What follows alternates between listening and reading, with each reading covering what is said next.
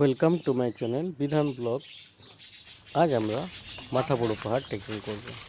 তো ট্রেকিং করতে শুরু করলাম, মাঝে সরু কাঁচা রাস্তা দিয়ে চড়াই উতরাইয়ের মাঝে ট্রেকিং আমাদের শুরু হলো। মাঝখানে আমরা রেস্ট নিয়ে ট্রেকিং শুরু করলাম। সাফিসিয়েন্ট জল নিয়ে নিয়েছিলাম আমাদের জন্য।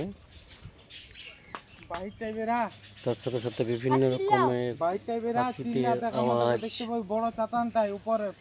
কানে আসছিল। এই মাথা পাহাড়ে বিভিন্ন রকমের পাখি আছে। দেখুন কি অপূর্ব সুন্দর দৃশ্য, পুরো মন ছুঁয়ে যাবে একদম, এত সুন্দর দৃশ্য। আপনারাও ট্রাই করতে পারেন মাথাপুর ট্রেকিংয়ের জন্য। Thank you.